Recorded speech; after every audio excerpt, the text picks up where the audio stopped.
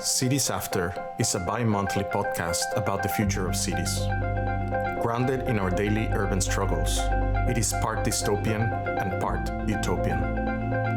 My intention is to entice your civic imagination into action, because we know that a more just and sustainable urban future is possible.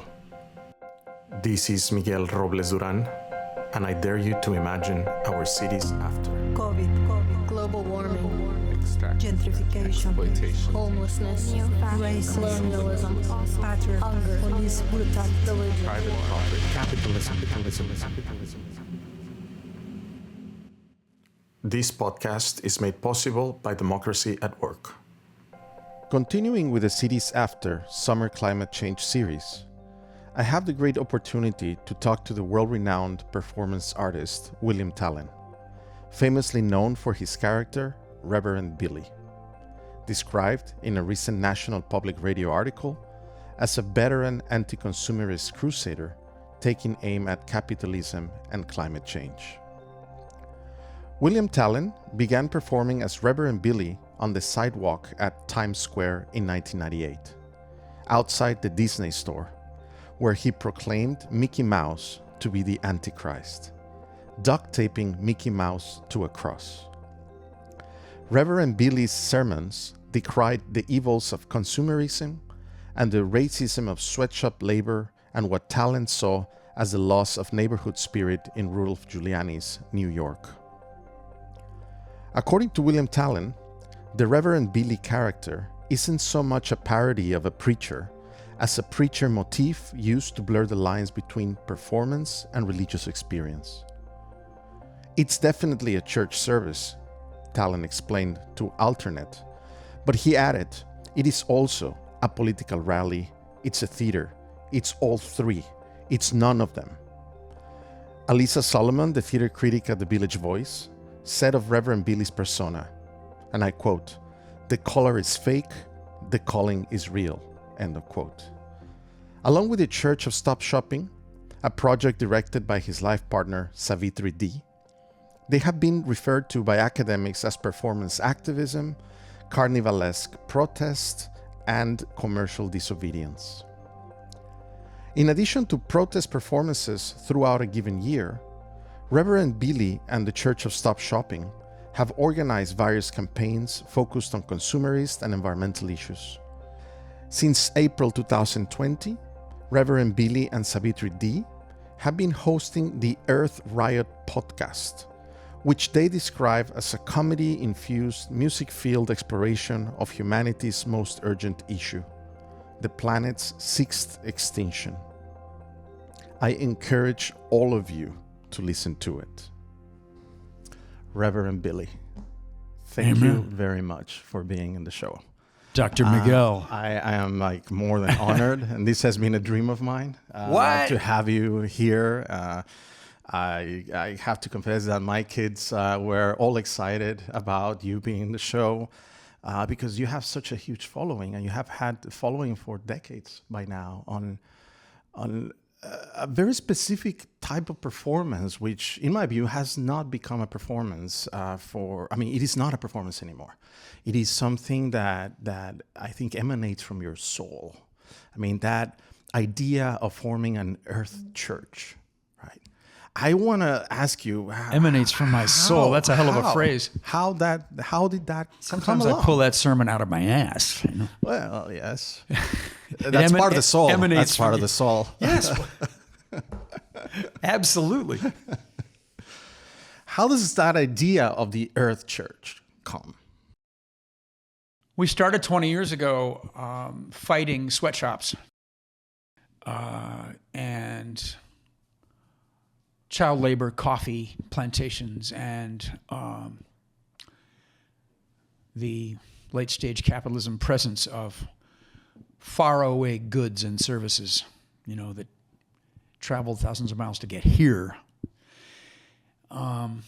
So our battle was retail, Disney, Starbucks. Yeah, I remember those times. Yes, and exorcising cash registers was our iconic Mickey gesture. Mouse was the devil, right? The Antichrist, right? Mickey Mouse. The choirs gathered around the Yeah. cash register, that was, for years, that was what people thought of right away.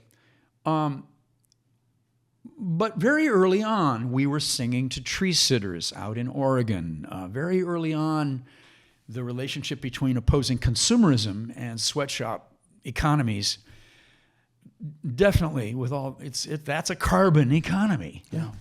That's a plastics economy. That's a, yes. the everything shipped on ships and trucks, wrapped in plastic packaging. So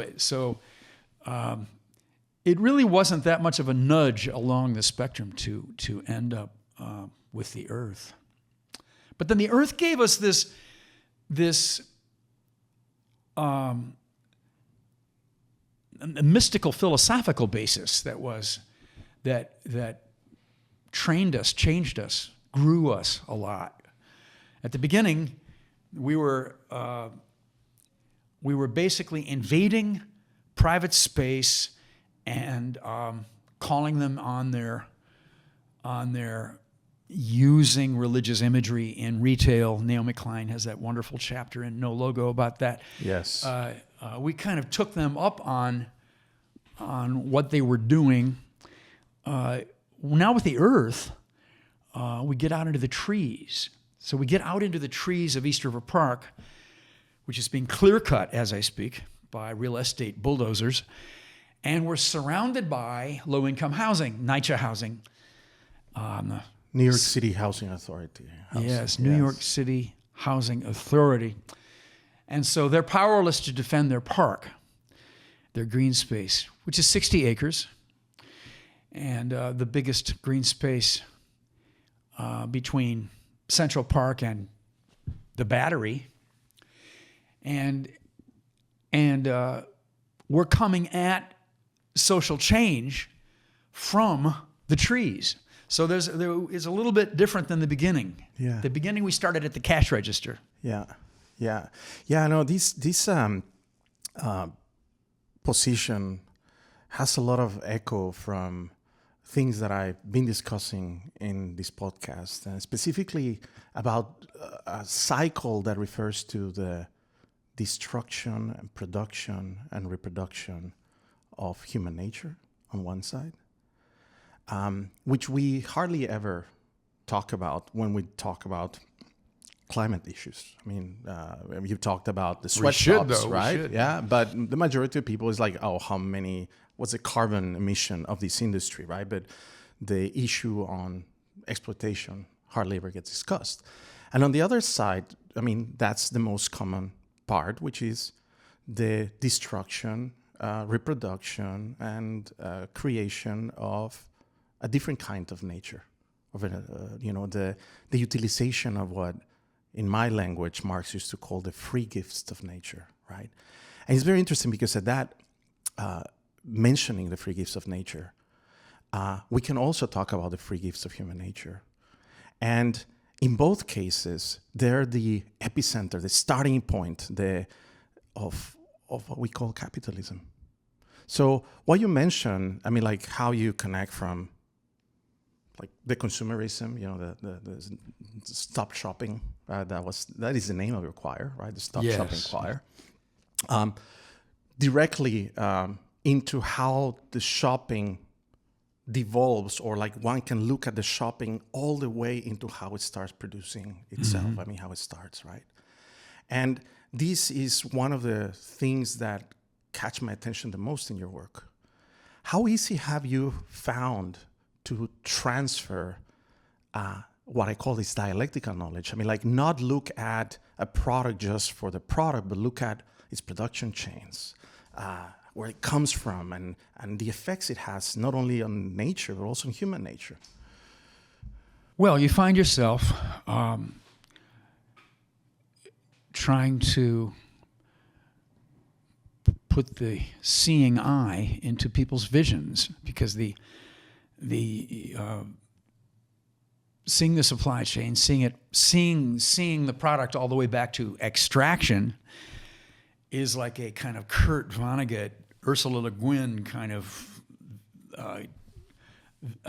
journey. Revelation, right? Yes. And you find yourself blocked by corporate media, especially these huge blockbuster movies, which have spin-offs in every kind of showbiz. Let's talk about one. I'm sure you're talking about one specific movie. Well, the most egregious blockage that political people have is Avatar, James Cameron. Yes. So he takes on it has a mother tree. A mother tree has, kind of seeds, magic seeds that go around, and large blue monkeys flying on, dragons in the sky. And he makes a wonderful comic book, and he goes right at the corporation that wants to mine the ground under the mother tree, kill the mother tree for the minerals that will, make it more wealthy. Make the investment. Yes. So he goes right at our issue, but then his movie here's the cruel joke. His movie depoliticizes everybody who sees it. Because you stumble away from that movie being so used by, undone by the level of the special effects that you really can't be political at that point. You have been to Hollywood, and Hollywood has taken your soul. And if you're in a movie theater like we used to do, where you sit in the dark with a bunch of strangers, and you're done with it, you're done with the movie after 2 hours, you just stumble out onto the sidewalk. You can barely walk. So you are consumerized by exactly what you should be thinking about. That's quite a contradiction. That's a Walter Benjamin would have something to say about that one. The contradiction is fierce. And as visionary political people, we have to return to the earth is what we have to do. Yes. We have to get the off source of Pandora, yes, and go back to the East River Park, where half of the park looks like the Ukraine, and the other half of the park, the trees are waiting to get chopped down and put into the chipper machine. And then you're surrounded by all these poor people who can't defend themselves against that exploitation. And then Battery Park, Riverside Park, Prospect Park, Central Park, they all have wealthy people, socialites, guarding their parks, and investing in their parks to keep them the way they are. Well, absolutely. The Union Square, this intensely historic location in New York City, it is a 90-person conservancy. Barry Diller, Michael Bloomberg, and other billionaires are sitting there. The person who runs the park, because it's a private corporation, used to be Bloomberg's press secretary. So you've got these little kingdoms, Yes. And East River Park is getting bulldozed because it's too valuable. It was free use years ago. It was a free use, it was free to us to use. The other way of using that phrase, free use. Now it's free use in the way that Marx, was talking. Now the per square value, the river views from luxury towers by the investor class, you will have glassy towers over the East River, while the East River is poisoned to within an inch of its life. And on the other side, you have 40,000 people in the Baruch houses, the Reese houses, all the NYCHA houses. But Billy, those buildings are going to be LEED certified titanium. They're going to be LEED certified platinum, aren't they? I mean, aren't these people made to believe that, or we all are made to believe that they're environmentally sustainable buildings? They will have that. They will have that as a part of their argument. In fact, the bulldozing is taking place as a result of greenwashing. They said that it needed a seawall against the next Hurricane Sandy, which is just complete fabrication. It's just completely made up. Yes. But it's that kind of corruption where you have Bill de Blasio and 4 other people that used to work for Bill Clinton and Hillary Clinton, and they're in a room together, sitting around a table, And they all flip. They all say, oh, that's what we'll do. We'll say there has to be a seawall, and therefore we have to bulldoze that entire park. Very convenient. Then those 5 people, they get 25 people to all say yes. And they all have dollar signs in their eyes. Because the community program, the community plan, which was done with community boards that took years and spared the park, made basically a berm, a levee.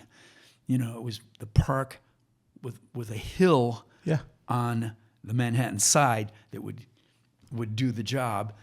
They decided that's not good enough. Well, what it wasn't was expensive enough.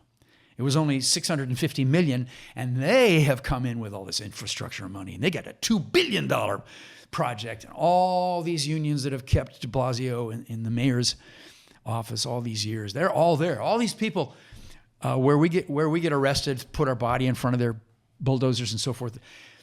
We wave to these people. They're complete strangers. They don't live anywhere near Manhattan. They're not from the East Village or the Lower East Side. They're from like outer New Jersey, or far Staten Island. God knows. Whatever, Yeah, yes. they could be. They could be from Connecticut for all I know. You know, but they're making $60 an hour. Anyway, I'm raving here. What's the next question? Did I answer the last one? Well, no, we haven't answered any questions. Oh, I mean, we're there are no answers with climate asking stuff. questions. We are Exactly. asking questions. We have no answers here. There's no solutions. Really. Earth, There are no hallelujah, solutions. children. Live in the question. We don't have answers. Why? Because we're not fundamentalist, right-wing, hard-right, apocalyptic creeps. Okay. Hallelujah. Hallelujah. Yeah. That is the direction, right? I mean, that's what I try to communicate with my audience. And I thought that you could share a few of those greenwashing sort of encounters that you've had in your many trips, because you tour around. I mean, you have a whole performance church that gets invited around the world. Just before we started the podcast, you were talking about your encounters in Greece. You've been in a lot of places, right? I've known stories of encounters in London, for example. I remember that BP. BP or not BP? Yes, and there were so many of those. But I wonder if you could just talk to the audience a bit on certain moments that stayed with you. Well, we have a 30-voice choir, and the Stop Shopping Choir.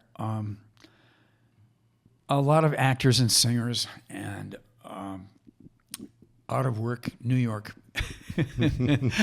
artists of various kinds. Yes. And they have a heightened capability to transmogrify into any kind of parade, any kind of sit-in, any kind of, so when we were in Glasgow at the International Climate Conference there,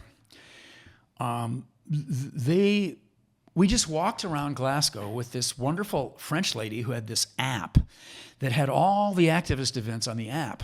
And she said, in her French accent, okay, now 2 blocks this way, and then we take a right, 3 blocks, Extinction Rebellion at the expressway. And this way, and then, we're on our backs on the expressway, stopping all the trucks and singing the whole time. So, I have to say, a lot of our work is just following these people around. I get to preach. Yeah.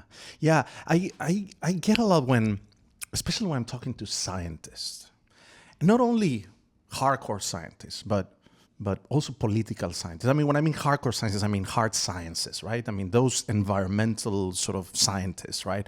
But also with a lot of political scientists. When I talk about the kind of work that you do, and I do mention your work in many conversations, the performance, the demonstrations, the visualization, there is like a common idea that those things are useless. I certainly don't think so, but I'm sure you've heard that, right? Why are you just blocking this? Why are you doing these performances? How is this important? What do you say to this? The environmental movement has had a long-standing tradition that culture is useless. Yeah. and not only the environmental movement, but almost in every urban thing I can think about is the same. Yeah. So we work with Center for Biological Diversity, and we work with Neil Young and his his big jukebox in the sky. And we work with Extinction Rebellion, BP or not BP in London. Yeah. So we just work with people who want to work with us. Sometimes we find ourselves with a scientist, a natural scientist who has hit the wall. If you're going in the direction of data forever, you can't help but be helpless.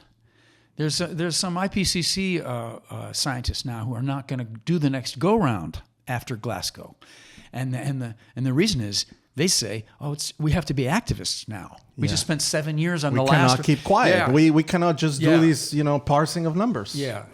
Inside a lab. Yeah. And I think that what I try to explain to them, I try to get them away from what I think is an obvious argument that you have to have culture, that all social movements in this country that have given us the freedom that we have sitting at this table with these microphones, going back to Mother Jones, going back to the abolition of slavery. I mean, we have always had music and monologuists and painters and dancers. They have always been. There's always been a Nina Simone there of some kind.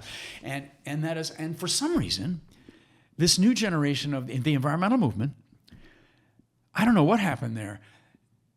They grew in size and money in the 70s at the time of the first Earth Day. And then some of them existed before that, Sierra Club, Audubon Society, but a lot of them reinvented themselves or became huge.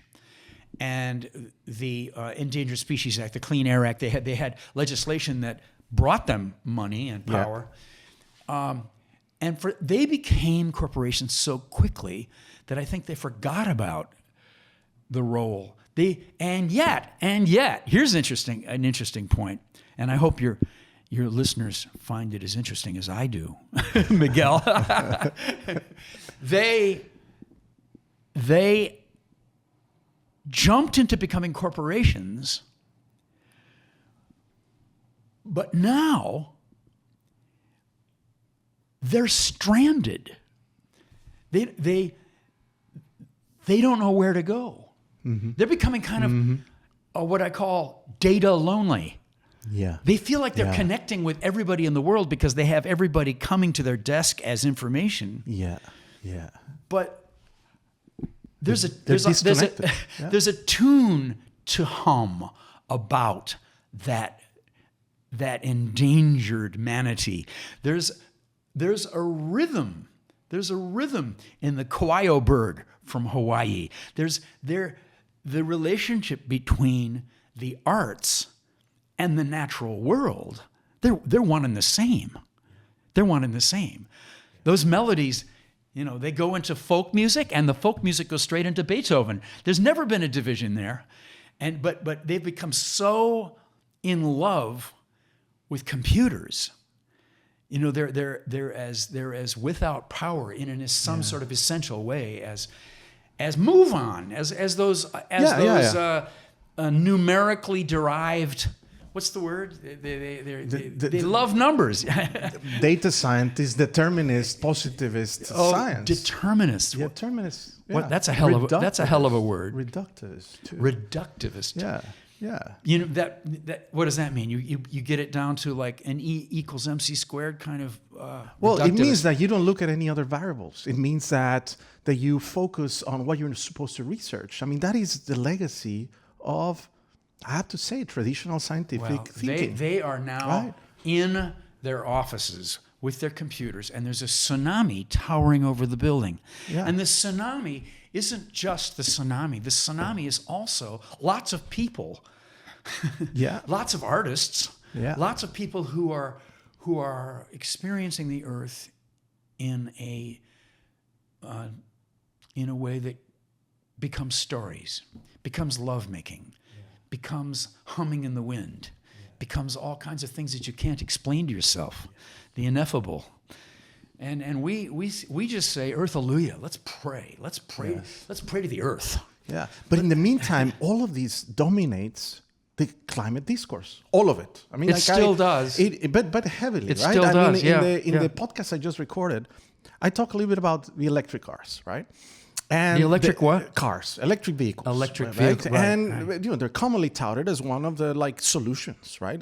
As we're saying, these people, the determinists, the reductionists, they like solutions, right? And so how do they tout into this? Well, an electric car produces no emissions. There you go, right? How's that? But we know lithium, Thacker Pass. We know that the impact. And we on- know Elon Musk, and we know all the Yes. many derivatives Yes. that go into the chain of production, which is not only the physical extraction, but it's also the social exploitation that comes with all of this. Yeah. And it appears that most of these climate solutions are that superficial, right?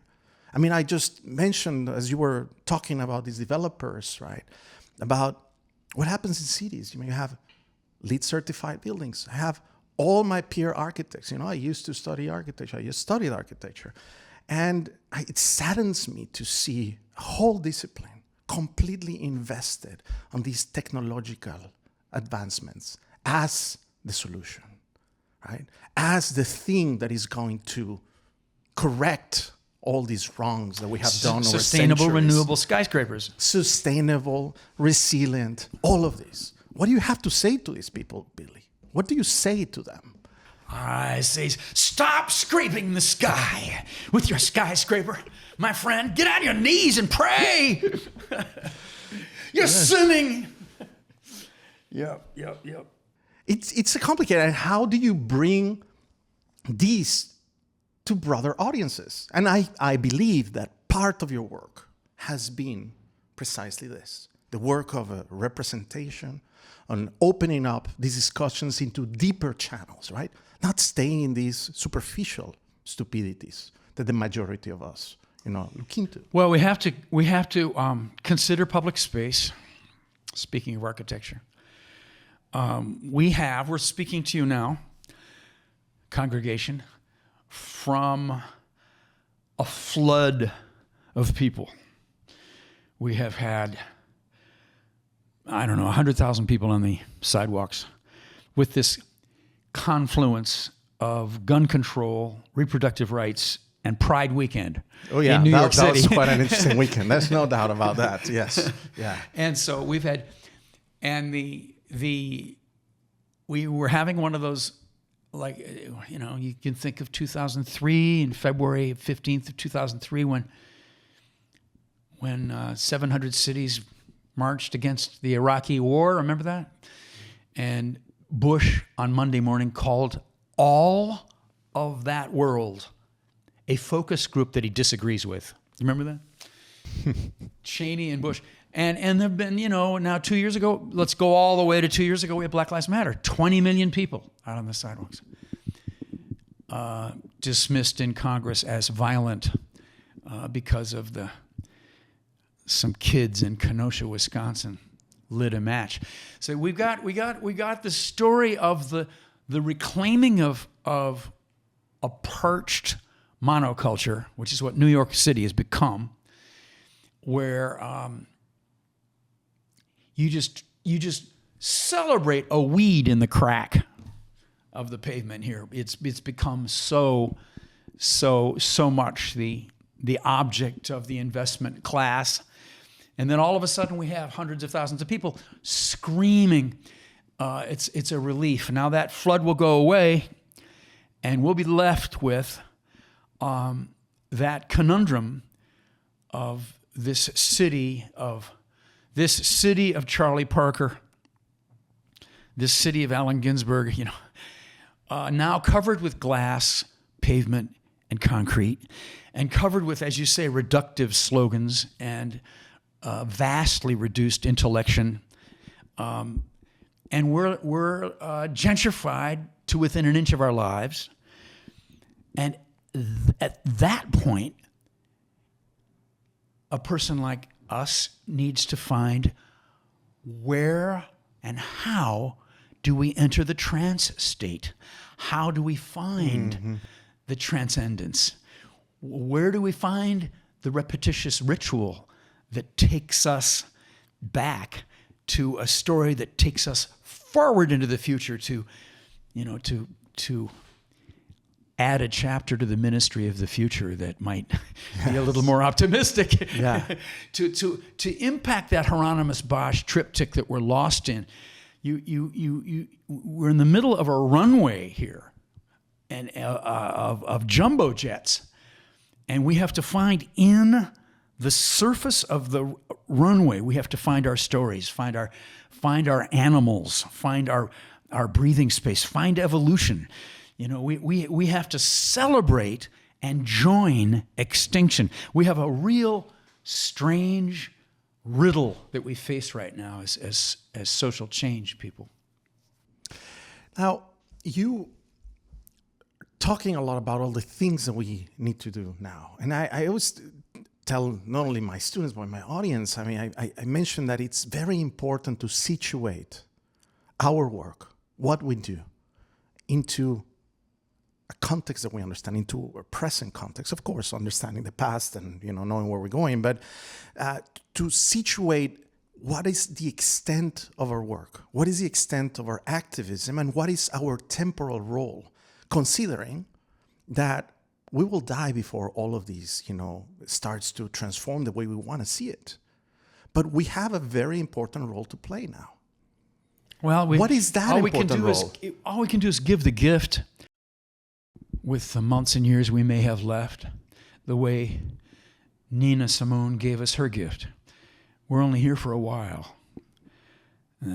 But this is, we happen to be here in a time of an accelerating extinction in which the Earth's, no doubt about that. The Earth's murder main thing is deciding to, go down, and we have whole mountain ranges that are significantly silenced with the absence of birds and reptiles and insects and all the singers, wolves, all the singers are going away, and the Earth is the larger life is deciding that it will continue the way it has through the previous 5 extinctions, going back to 450 million years ago.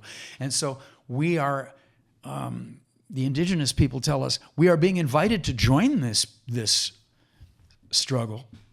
Yeah. The Earth is inviting us to join with this struggle. But what Deborah Whiteplume from the Lakota has said is, we just don't know when the window opens and when the window shuts. Yeah. So we have to. Yeah. We just have to have the faith that the window is open and take that leap. Yeah. But we're here at this time.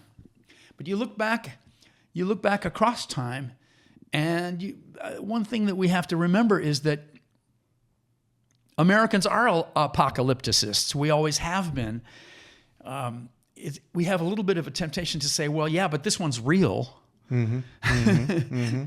Mm-hmm. But then there's a lot of people listening to us right now who grew up when nuclear war was very much minutes away. Yes. And they had their apocalyptic go-round. And then another generation had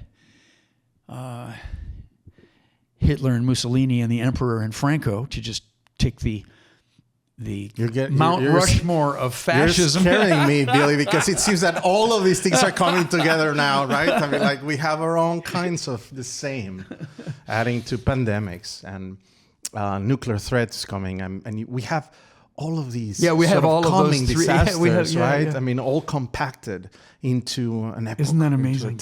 Into our times. So.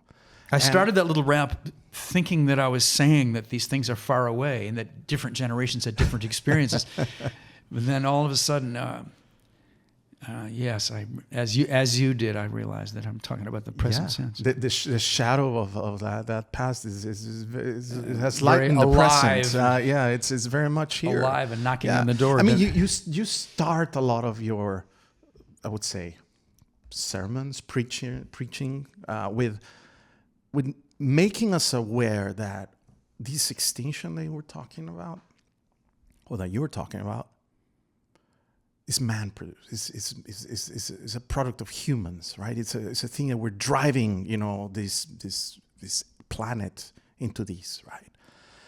And I wonder, how do you relate this to the common sort of another fashionable sort of word that is used a lot in the sciences with the idea of the Anthropocene, right? Is that the same thing? I mean, the kind of like the human triggering of all of these disasters vis-a-vis what is commonly referred to as the Anthropocene. I mean, you talked about that depoliticization. What's that word you're using? The Anthropocene. Oh, right. Yeah. The Anthropocene. Right. Yeah. Is it the same, Billy? Or are we talking about a different thing? The apex predator is the big cat or the eagle, and or from the other direction, the virus. And they apex predators see the whole system of life, and they get to eat more of it than anybody else. But the apex predator called Homo sapiens, we've decided we can eat the whole thing because our investor class doesn't know how to stop. Yeah. So neoliberal capitalism mated with, the strongman version. Yeah. It's becoming more and more, Wall Street's becoming more and more like Beijing and Moscow every minute. Yes. We have an out of control apex predator impulse right now.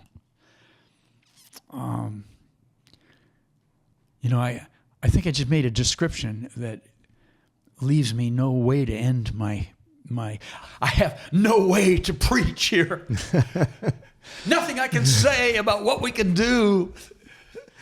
The congregation's looking up at me with lost eyes, and I suddenly have no advice at all. I mention this because I'm trying to touch into certain aspects of our pop culture that, as you started with Cameron's film, or we talked about the several types of greenwashing. That language, Billy, the language we use is so important. No, I mean, I hear them, people coming and it's the Anthropocene, right?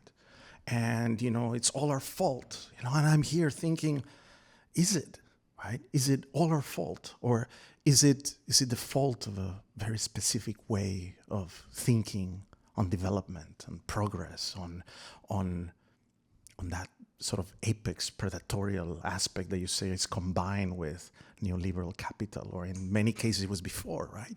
I don't want to say it's our fault in that general kind of way, because I guess because I come from Calvinists. I come from Dutch Calvinists, yes. And the manipulation of people by this generalized guilt, is so. So I something in me wants to make the. Let's be more specific with what's really going on here. We have. Let's be more political we about. have 100 what corporations right? that contribute 70% of the effluents of CO2 and methane, nitrous oxide. Yeah. So let's, yes, the consumer lifestyle, the militarized lifestyle. There's certain lifestyles that emit and put carbon back into the soil, the water, and the air in a way that is indefensible. But you could get the management teams of those 100 corporations into, the street in front of our house here. You could put them all down there. I mean, you could put them all in one banquet hall. Yeah. It is a specific group of people. And Jamie Dimon, very few of them are famous enough to be, known. Most of them are pretty much invisible, as is the investor class generally. Yeah. That they sort of, they're the captains of the investor class. But we have a real problem when Jamie Dimon can be the prince of the city. When he can get into limousines and get into helicopters Yeah. get treated, walk around with entourages and make $1 billion a year. He something's wrong that he's a hero. Yes. Yes. So let's be specific if we can be. Yeah. I would say right away, why can't we have a citizen's arrest take place of such a person? It's not as if what J.P. Morgan Chase invests in with Lee Raymond from Exxon on the board, it's not as if it comes straight from the old Rockefeller Bank, the old Standard Oil Bank. It's not as if it's a mystery. Every investment they've done is known. Yeah. And there are professional bank tracking companies like BankTrack in the Netherlands that are very good at writing this down. And some of the people, even in the House of Representatives, they're able to say to J.P. Morgan's face, to Jamie Dimon's face, isn't it true that you do this and this and this? And he has his greenwashing so ready and so passionate. Yeah. Yeah. I saw, what's her name? The Palestinian lady from the Squad, the Palestinian congressperson. She had a row of bankers in front of her, and there was Jamie Dimon. And she said, "Aren't you gaslighting me? What? Look at." And she recited some of J.P. Morgan Chase's some of the facts. Investing 100.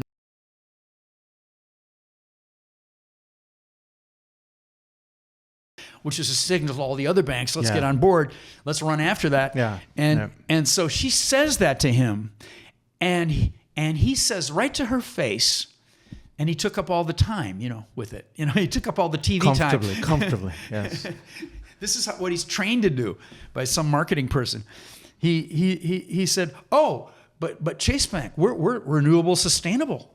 Yeah. We are completely renewable, sustatonable." And the whole, metrics tell us that. He's talking about his building. Yes, as Bank of America does. I don't know if you were aware of this. He's not talking about what his investments do. He's talking about his building. He changes the subject. Yes, and it's LEED certified gold or platinum or whatever. He is gaslighting us. Yes, by talking about a similar but different subject. Yeah. And this sense of being always the language that dominates. I was thinking that when Bank of America finished its headquarters building right by Bryant Park, right? Mm-hmm. It was. I'm not sure right now because there's been a lot of new skyscrapers, popping here and there. But at that time, it was the most sustainable building in New York City. And Bank of America was like every publicity, everything it talked about is like we are like a zero carbon sort of type of company. Let's follow our example, right? This is the way of the future. This is the way we do. Well, how can we let them talk that way for decades and not have a rhetorical rejoinder? Well, how can we admire them? And society admires this. And we admire them. This is a whole sense of admiration from them. And then not only that, but when we talk about even more superficial companies or more companies that are embedded in the typical consumption of our young kids and so on, like, I don't know, clothing companies, electric, products companies and so on, that continuously do that, right? They greenwash their clothing is sustainable. These are sustainable. Everything, Billy, is sustainable. Mm-hmm. I was just in Barcelona a few weeks ago, and I was walking into this neighborhood called Gracia. I don't know, you're not sure if you know. It's touted as one of the most sort of walkable neighborhoods in the world, well, at least in the Western world. It is without doubt one of the most expensive neighborhoods in Barcelona, ultra gentrified. And what is really interesting about that neighborhood is that the majority of the dwellers have become green people, right? But not the green people that we would want to see in the majority, right? But the ones that are seeking this sustainability as a sort of lima for their lifestyle, as a logo for their lifestyle, right? And touting all of these environmental practices while at the same time, as you well know in your church, the consumption patterns continue to be very similar. And looking and believing that if the company tells you that what you are consuming is sustainable. Oh man, I'm sustainable. It's like the electric car. Like how many people have electric cars? So, I have my electric bike, right, that I parked outside. I really don't feel environmentally friendly by having that electric bike, right? But I can tell you the majority of people do. There's that aspect in which we are trapped into these superficial, reductive languages. I think I know the way out. Tell me, Billy. I'm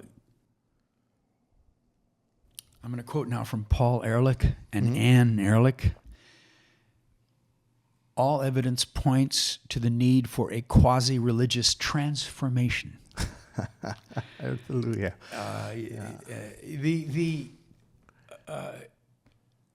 I think it's time to be radical again. I think it's time to withdraw from this rhetorical battle. It will go back and forth and back and forth. Yeah. And there's no the space there, corporations right? That's what you're saying. They have hundreds of marketers studying us, who went to... With all the data by Facebook and all these people. They've got it all. Yeah. They've got it all. And I think we have to go back to the earth and risk being called hippies or terrorists or whatever they'll come up with. Antifas, right? Or all whatever. That. All of that. Yes. But if we really are going back to nature and putting our faith in this extinction. Because guess what? There are no free gifts of nature. And that's one thing that capitalism looks at, right? It's like, oh, this is free. We can take it. We can extract from it. We can take your labor. We can do everything. We can profit from it. But there are no free gifts. I just think that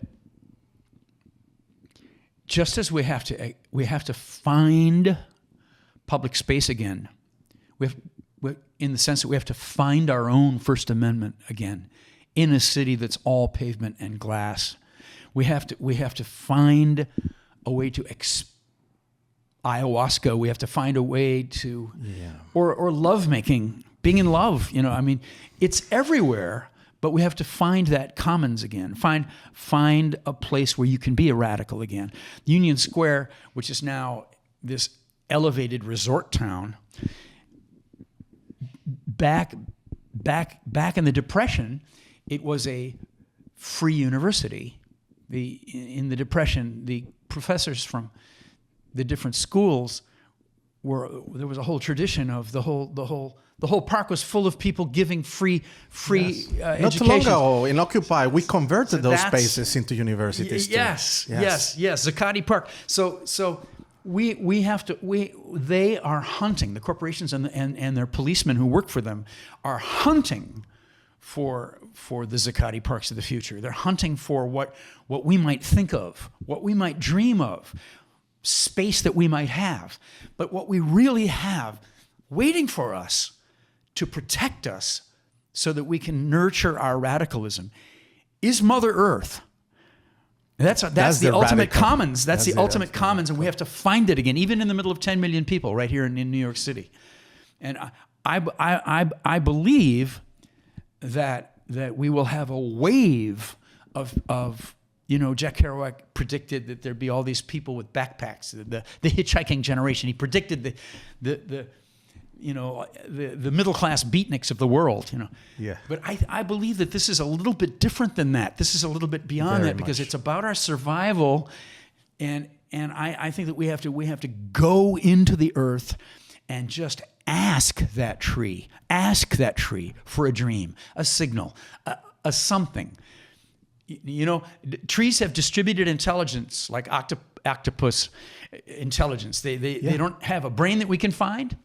They don't have a face like an elephant or a whale. They connect. But it's distributed intelligence, and it's in the roots, in the bark, in the leaves upstairs. It's everywhere, but it's electrified. And there are things that happen in trees that are just we can't explain it. The transfer of energy inside trees is instantaneous. It can go from the roots to the outer branches, and we don't see time elapsing between the transfers. So there are quanta going on here, and we have to go into that mystery.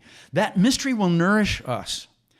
We have to go, and Russell Means from the American Indian movement called it the great mystery. We just have to go into it, and we have to find a new kind of strength, a new kind of instruction in this thing that we have thought of as lacking order, And those of us, even hipsters like you and me, we have that prejudice.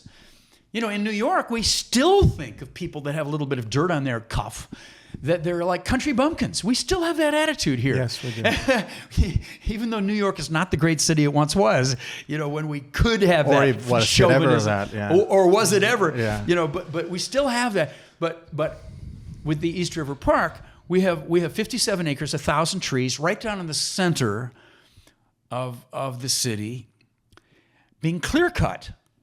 Like it's a mountain in Oregon, and the fact that there are 25,000 kids between the ages of 5 and 15 who are sitting in their windows watching their green space being slaughtered. Their community space. Yeah, their and they have no defense space, against it because their parents aren't rich. What we're going to do, we're so grateful that this empty building that we've been lent for a few months for our Earth Church is just right there on Avenue C. So we go right over the 6th Street overpass over FDR, and we're right there in the surviving trees. We're so glad that we can go to those trees and just start wondering, start wandering and wondering among those trees. We know they know what's happening. And we know that they talk to each other through their branches, through pheromones. The scientists are coming in with the latest study is, yes, trees smell. They taste. They have opinions. You start getting to the point of conscious intent. Yeah. Who are we to say they don't have conscious intent? We can't prove they don't have conscious intent. So let's go there and just be with them. Just be with them. And, read Sappho and Rachel Carson and read Walt Whitman, get into it. Yeah. Find, right now we're like Wile E. Coyote. He ran off the cliff. He was chasing the Roadrunner. He ran off the cliff. And he's in midair. You remember this? Of course he's I in do. midair, Yes. and he doesn't know he's in midair. Yes. But we, the viewer, we see there's a ranch house a mile down. It's the size of a postage stamp. We know, and Wiley's still talking to us because he knows he's so clever. He knows he's so smart. Well, that's the human race. That's what we come from, and we're kind of there. But let's go back to nature seriously this time. Let's not just go back and make a commune that bounces our kids back to the city. Let's not, you know what I mean? Let's not get into the backpack and go to India. Let's not recreate. Yes. Let's create. Amen? Yes. Now Yes. that's preaching, people. Amen. Can I use that? Can I use that Sunday? Let's not recreate, course. children. No more backpacks. No. Put those binoculars down. You're not going to go to that resort and make a long distance call to your mom and dad, are you? That's wonderful. So, finalizing, I have two, again, let's not call them questions, but two topics I want to, dig from your brain. That might be related. One is, how do you see the future? And this could be answered from an utopian perspective, which I tend to, like more, right? From an idealized moment, like where this is how I see the future. This is how the future should be. Or it could also be totally apocalyptic, right? I mean, it's up to you. I see the Sixth Extinction, and that is life insisting on continuing to live. And what our role relative to life insisting on living is uncertain.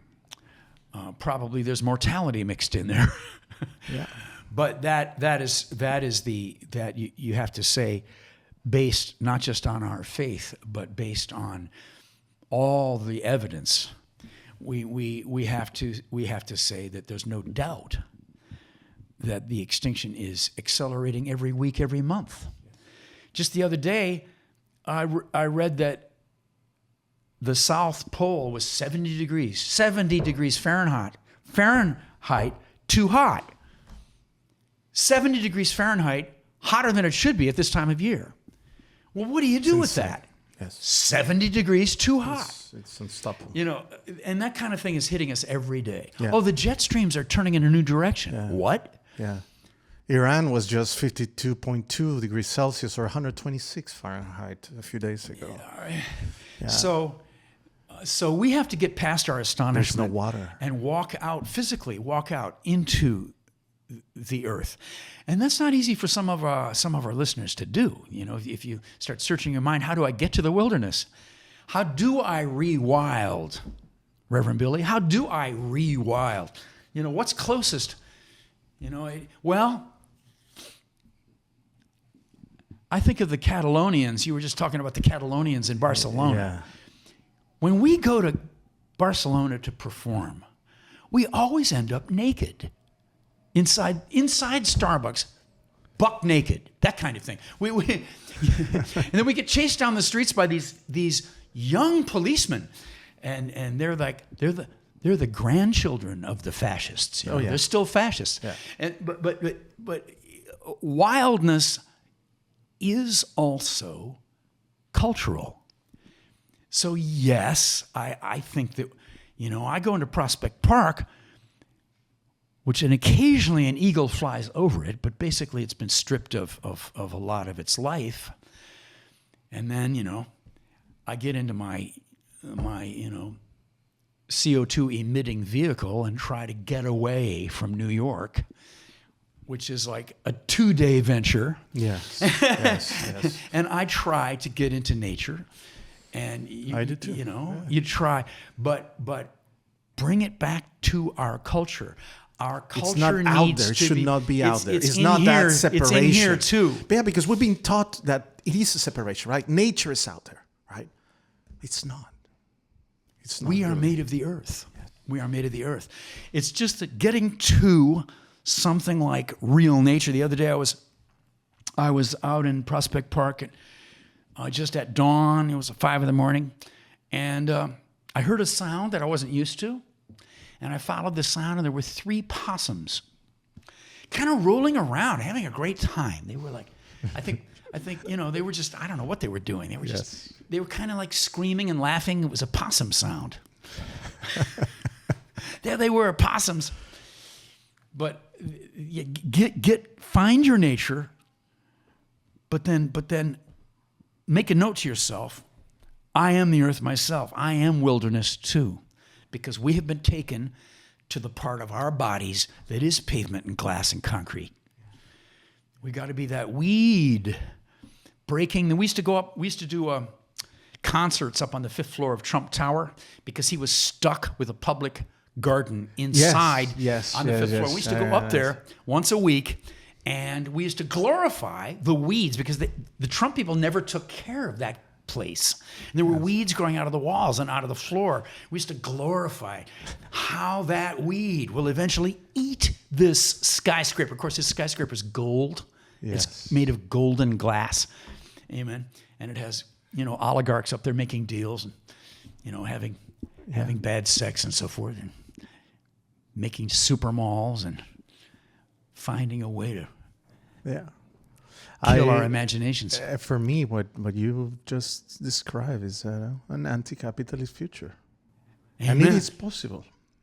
It is possible. We But are as the you weed. say, We are the weed. We are the radical weed. The radical. Yeah, and not just our get audience stoned. is ready. I mean, gotta our watch out audience those is words. the weed. You too. Oh, I think that everybody's ready, and part of the anger and sorrow that we feel this weekend with the coming together of the defeats, with the guns, with the wombs, and then finally, you know, the threats that you know, same-sex marriage, the reverberation all through all the freedoms that have been accomplished since the abolition of slavery. You know, just all the freedoms are trembling right now, afraid. Yeah. But mixed in there was in some of the conversations that I was overhearing, people know that it's time to be radical again. And we have done that here.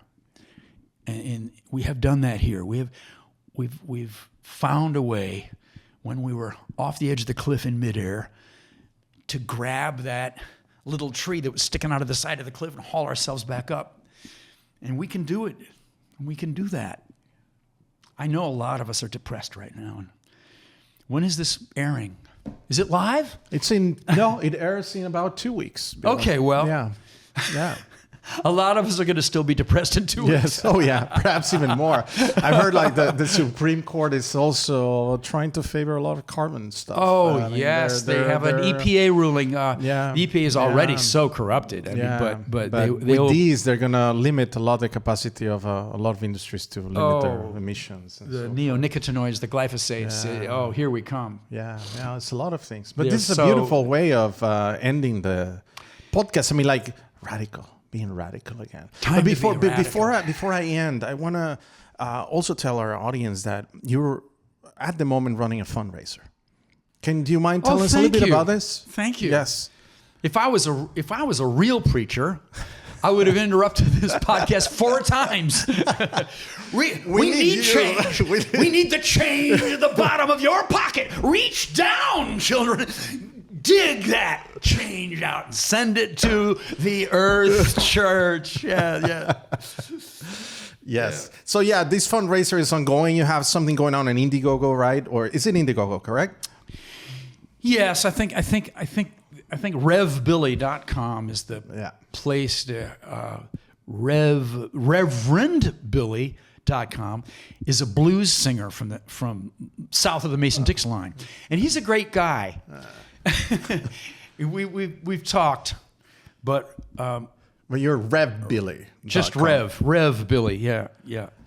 Find an excuse to repeat it 4 times. That's what you're supposed to do in advertising. Rev Billy. Or is it Rev Billy or R-E-V? Is it Rev Billy? Yes. Is it Rev Billy or is it Rev Billy? Yes. Yeah. .com, right? .com.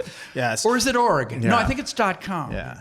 No, I think this is the first time I've sort of asked the audience to even look into something of this nature, but I think this nature actually needs it. We need more preaching, Billy. We need much more preaching. You're gonna leave your. And I'm very You're gonna leave your wallet on the table before you leave. No, we have we get arrested a lot, and so I think that is. You've been arrested more than 50 times for sure. Well, what's the definition of arrest? I'm usually detained, and usually it's overnight or it's the rest of the day because they'll just take the most vocal people from the protest and just take them to jail, which might be just the precinct house, not Rikers Island, but usually the Tombs or the local precinct house. And I've been in prisons a couple times, and that's dangerous. Whew, my God! But the institutions all sense that they should not give us money. The foundations, although a lot of the foundations, their mission statements are exactly what we've been doing for 20 years now. Their mission statements have come to us, but they haven't. Yeah. Because I think that they have insurance problems with us, I believe. You're too dangerous, man. You're too radical. I like to think so. Yes. Time to be radical, people. Thank you very much, Billy. It's really, really an honor, pleasure, and I'm sure our audience will just totally enjoy this. Come and be with us at the Earth Church. Every weekend. Avenue C. Almost every weekend East when you're 3rd not performing Street. somewhere. Every Sunday at 5 o'clock. There we are. Thanks, Billy. Thank you, Miguel. It was a beautiful podcast. This was another episode of Cities After. Thank you for listening, and don't forget to subscribe.